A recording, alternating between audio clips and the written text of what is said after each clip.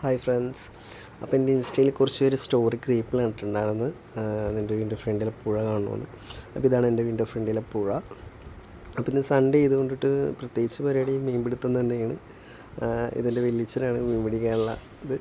അപ്പോൾ ഈ വല വെച്ചിട്ടാണ് നമ്മൾ മീൻ പിടിക്കാൻ പോണ ഒടുക്ക് വല. അപ്പോൾ ഇതാണ് ഞങ്ങളുടെ കടത്ത് വഞ്ചി, ഇതാണ് ഞങ്ങളുടെ ഇക്കര, അത് ഞങ്ങളുടെ അക്കര.